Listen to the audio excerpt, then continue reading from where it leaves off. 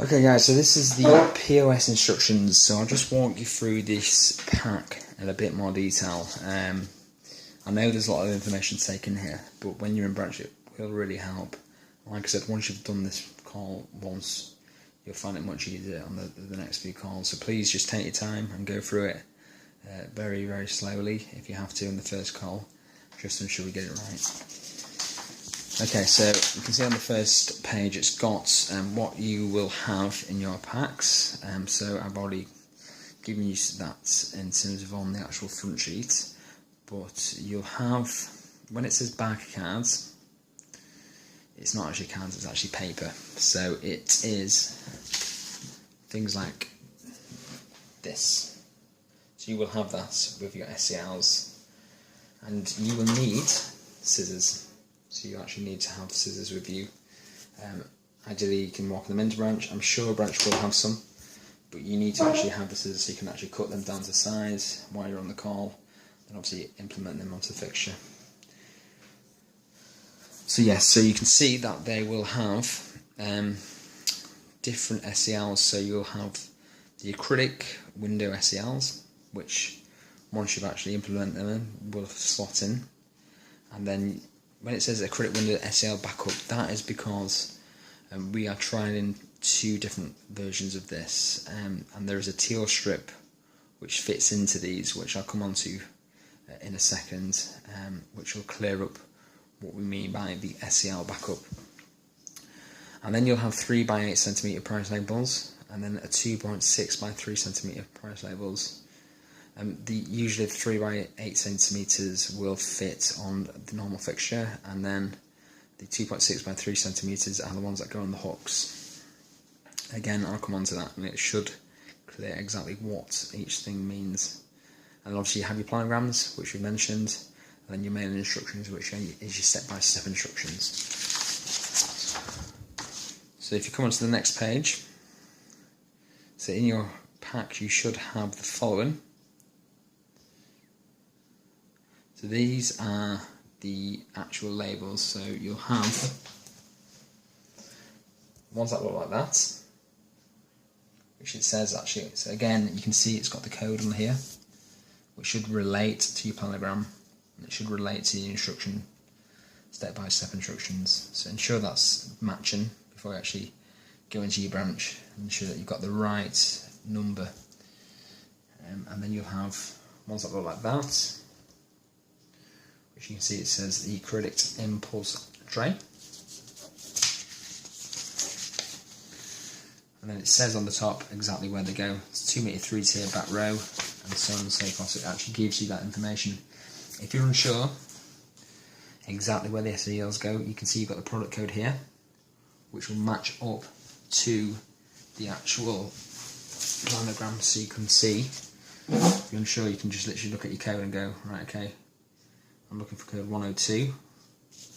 It'll say the code on this planogram, and then it'll relate that code to a number on here, so you'll know exactly where the SELs will go. So that's very important to take note of.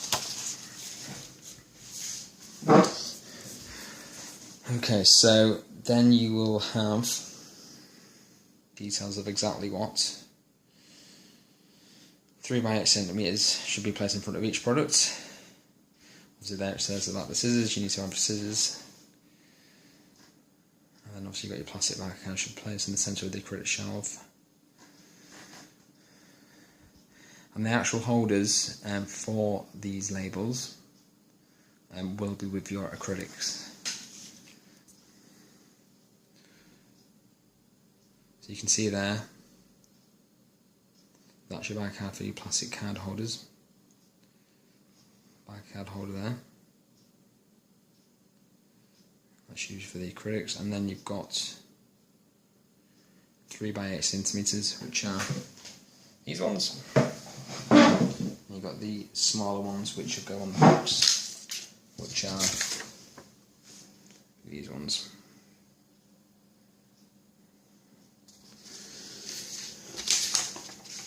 Again, it's vital that they're all put in the right place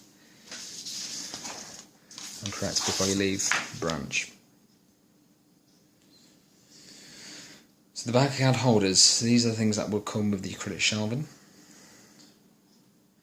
And it says that you have to cut it in half. So again, it's got photos on here to show you what to do. Then obviously you need to slide the actual card in, which is obviously image 3. And then obviously you need to place that actually onto the shelf. And then it just gives you information of how to actually implement that. And it just says, note that it's a very snug fit. So it will be tight, but it will fit. And then it says at the end that they will have some of these in branch, but you will have some more with the acrylic fixtures. If you don't have any, or you can't find any in branch, then obviously just report that, and then you'll just have to stick them on the best you can, and then just report that when you send your report over. And then you will also get, you will find some red 1 metre strips. So these are these, and these will be actually in the acrylic, with the acrylics again. Okay, and that will obviously go onto the mailing fixtures.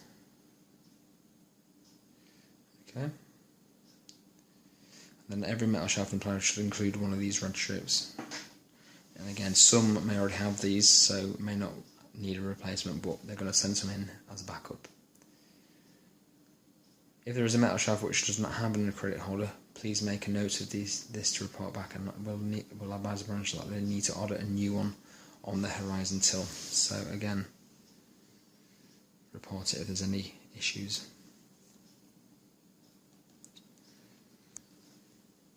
Okay.